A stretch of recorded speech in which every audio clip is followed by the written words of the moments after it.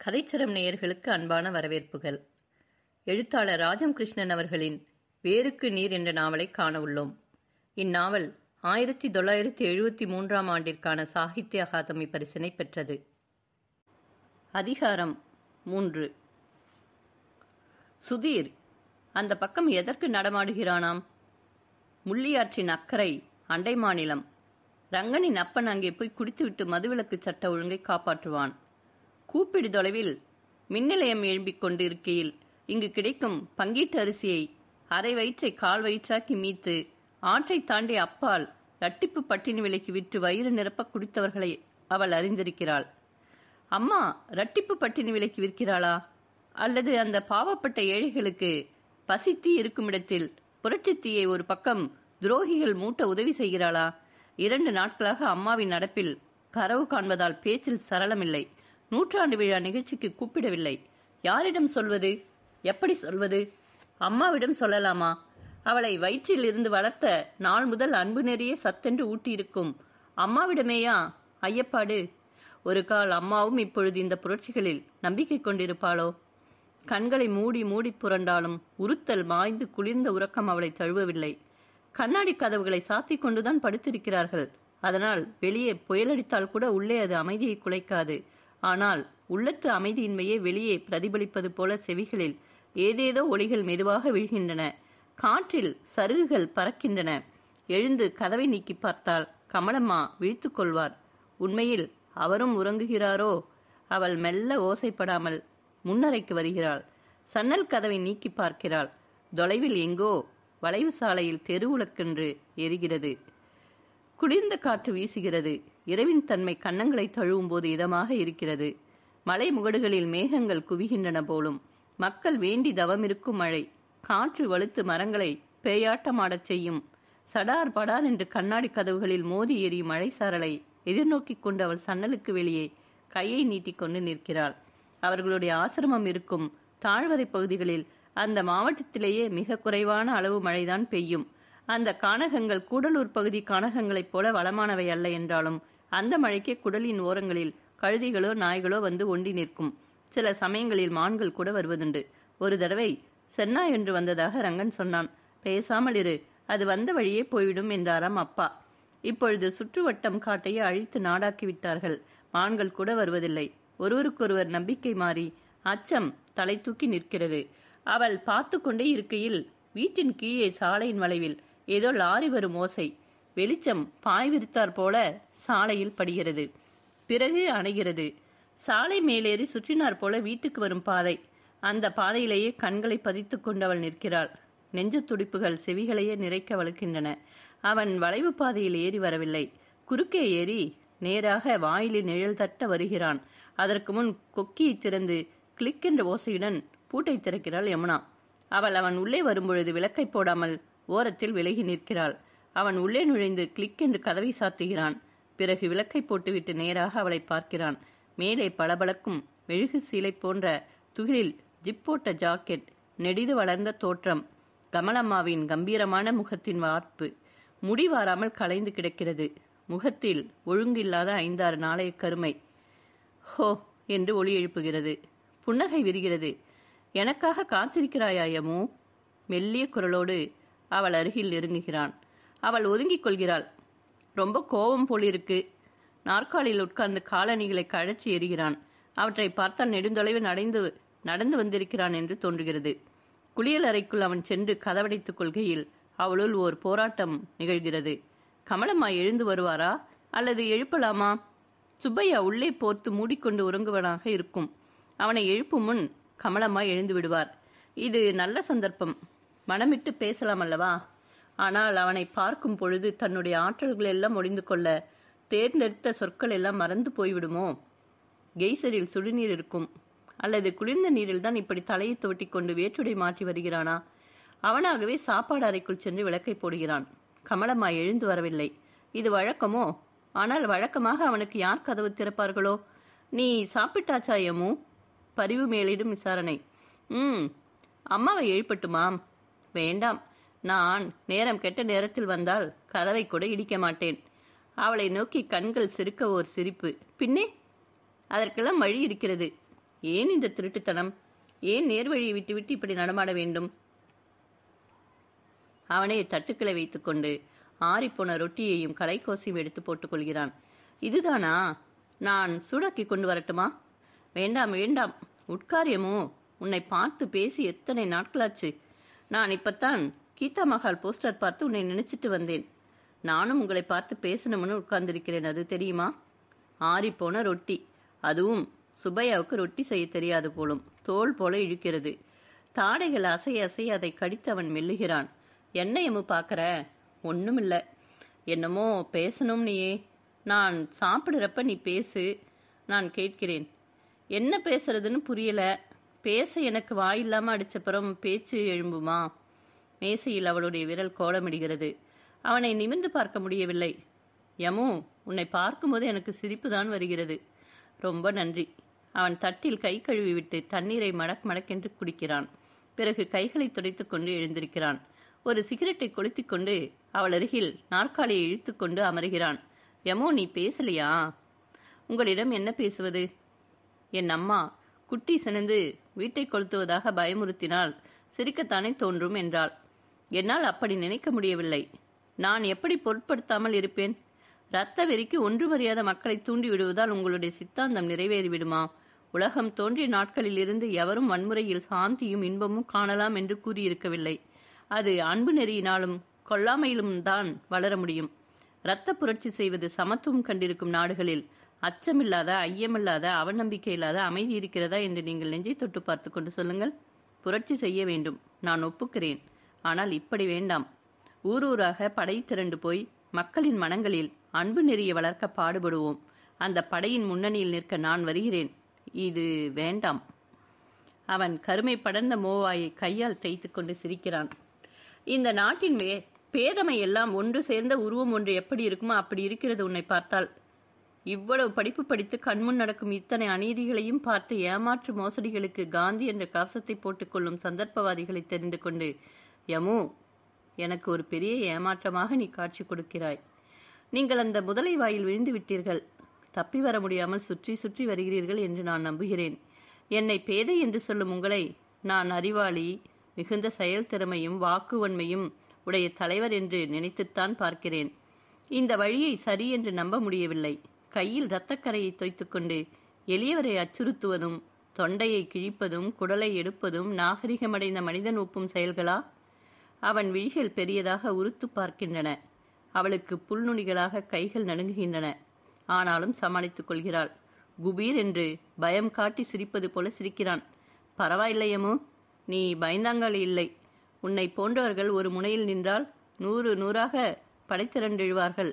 இந்த நாட்டின் ஆற்றல் அனைத்தும் இப்படி அஹிம்சை என்ற ஆஷாட பூதினத்திலும் அன்பு என்ற போலிப்புரட்டிலும் சிறை இருக்கிறது. தலைகளை உடைத்தெறியுங்கள், புரட்சிக்கு வழிகோலுங்கள். யமுனா, ஆற்று தண்ணீர் போகட்டும் போகட்டும் என்று விட்டுக்கொண்டே இருந்தால் அதுவாக இந்தா என்று நிலங்களுக்கு பாயாது, மின்சாரத்தை கொடுக்காது, வெள்ளமாக ஊரை அழிக்கும், இல்லையேல் கடலில் போய் பாழாகும். அதை தடுத்து குப்புற விழச் செய்வதுதான் ஒரே வழி. அதிலிருந்து பலன் பெற வேண்டும். ஒரு சிலரே திரும்ப திரும்ப நாட்டின் செல்வங்களை அனுபவிக்கும் இந்த முறை ஒழிய வேண்டும். அது ஒழியாது, ஒழிக்க வேண்டும்.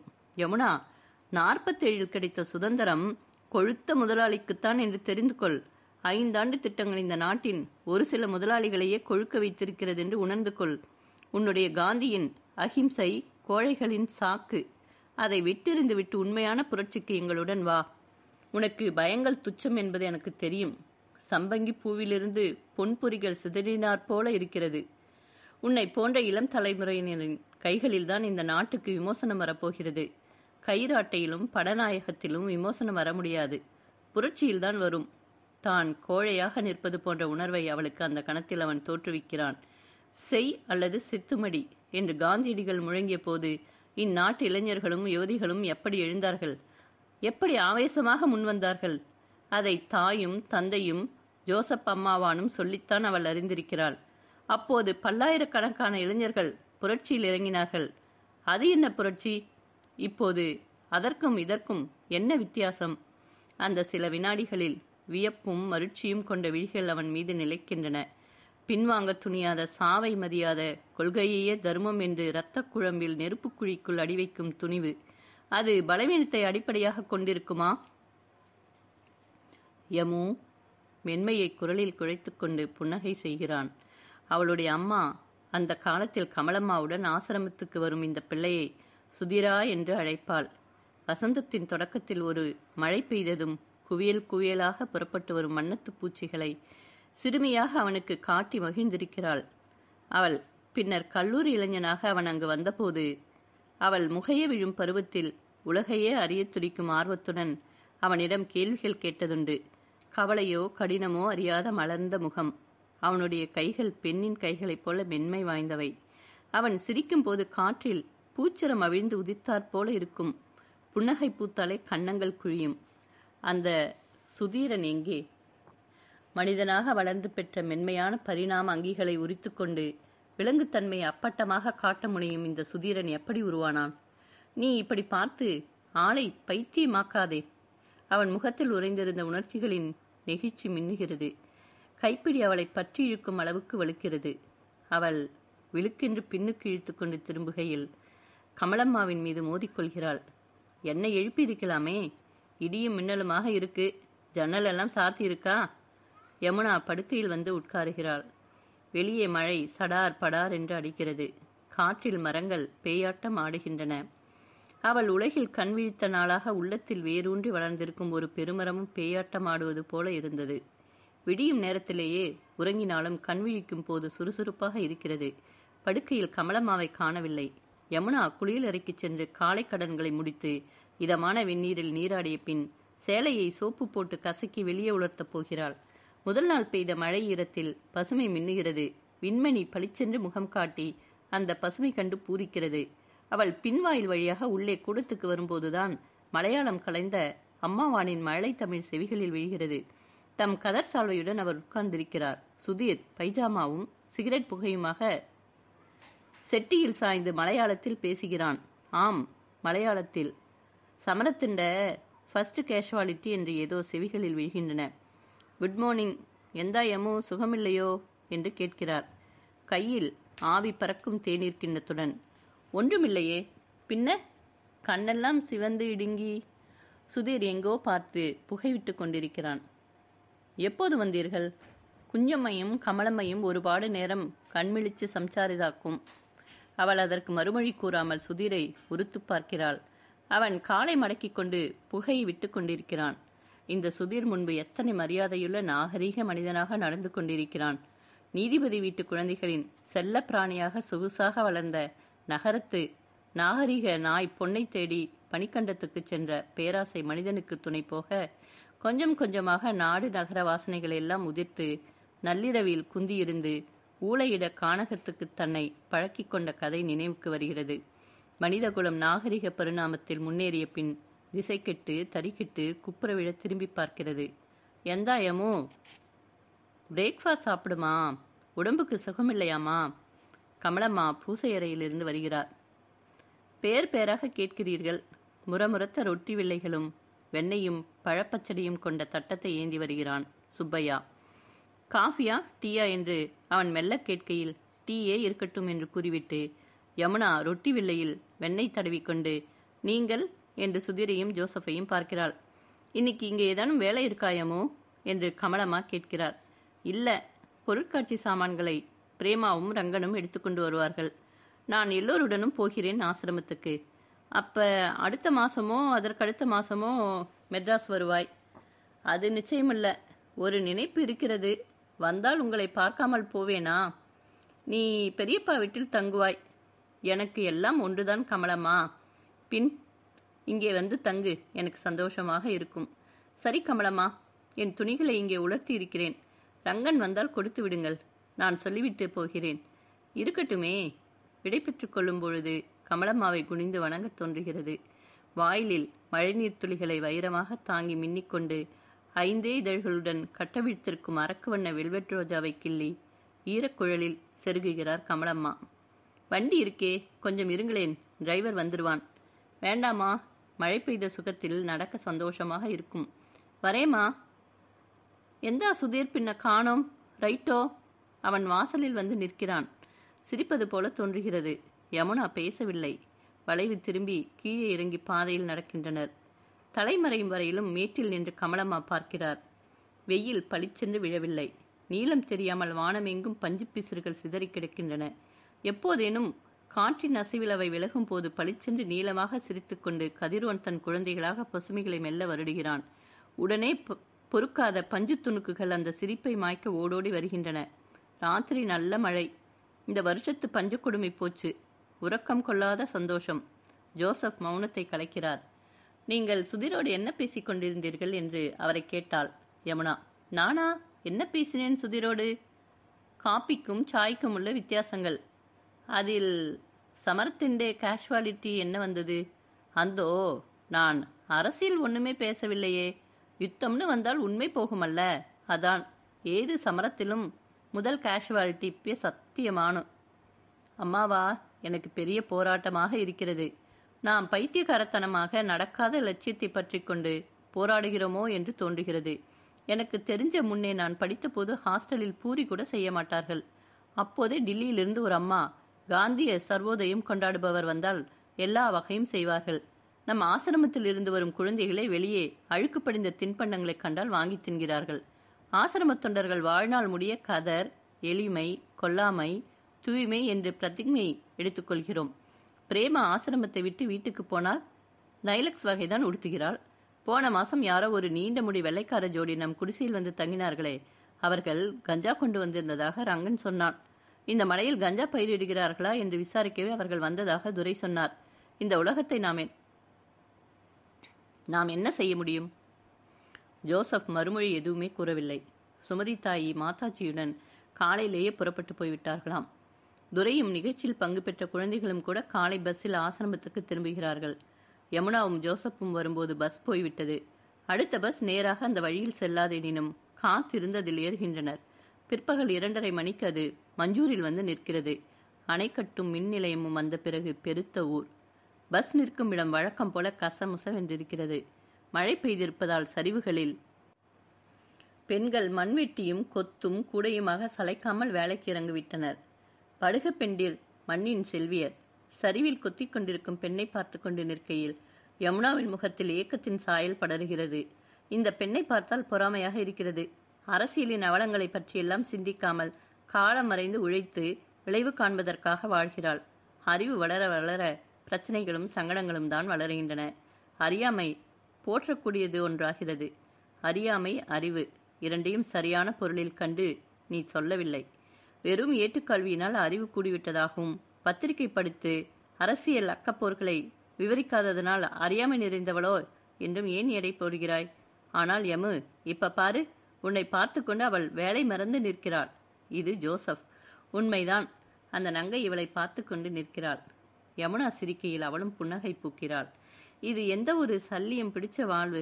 அந்த பெண் எத்தனை அழகு, எத்தனை பாக்கியசாலி! ஒரு பாடு படித்து டீச்சர் உத்தியோகம் பார்ப்பது எத்தனை மேன்மையான! இப்படி வெயிலிலும் பனியும் கொண்டு மழவும் சகிச்சு மானத்தையும் மண்ணையும் பார்த்து வாழ்வதொரு வாழ்வான்னு நினைச்சிருக்கும் யமு. மனுஷ மனசுக்கு திருப்தி ஒருபோதும் கிடையாது. தியாகத்தில் ஆரம்பித்து 5 ஏக்கரும் 10 ஏங்கிரும் வாக்கினவர்கள் பொது வாழ்வில் சுயநலப்பசை ஒட்டி ஒட்டி பதவி பித்தாகிவிட்டதை கண்ணால் பார்க்கல. கிடைச்சதை செம்மையாக்கி கொள்ள அறிவு வேணும். ஒரு சரட்டை சில்லு கிட்டியெங்கிலும் அதையும் தேய்ச்சி மினுக்கி கலாவஸ்துவாக ஆக்குவது போல வாழ்க்கை வாழணும் குஞ்சே. சுகதுக்கம் சமமாகும் போது ஏக்கமேது? நம்பிக்கையோடு முயற்சி செய். பலனை பற்றி கவலைப்படாதே. அது தானல்லோ கீதாசாரியன் சொன்னதும் கூட. அம்மாவா, பதவியில் அமர்ந்தால் அப்படி சமமாக பார்க்க முடியாதென்றுதான் நீங்கள் கரையோரமாக ஒதுங்கிவிட்டீர்களா?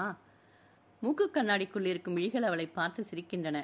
பதவியில் அமரும் முன் நம்முடைய தலைவர்களின் பேச்சுகளும் நடப்பும், பிறகு கொள்கைகளை கையாள ஆட்சி கை கொண்ட பிறகு மாறிப்போவதால் தான் இளம் தலைமுறை நம்பிக்கை இல்லாமல் போனது.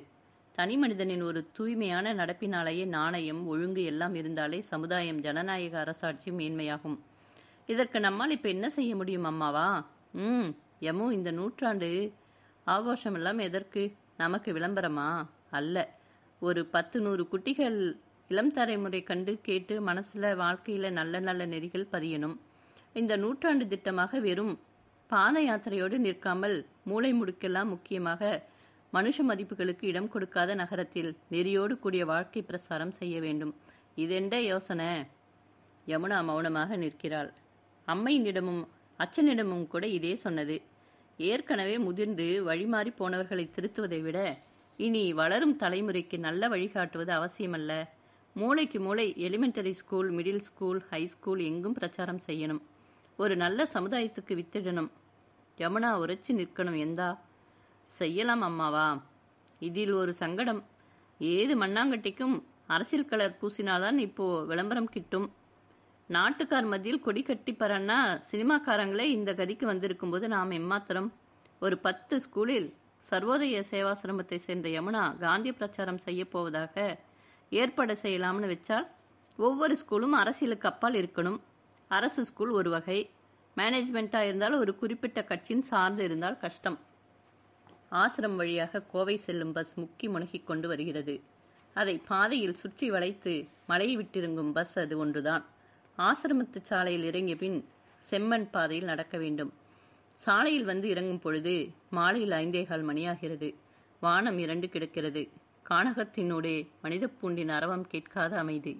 அடர்ந்த காடுகள் மண்டி கிடக்கும் ஆற்றின் கரைகளினூடே அவள் சிறுமியாக ஜோசப்புடன் எத்தனை நாட்கள் குதித்து நடந்திருக்கிறாள்.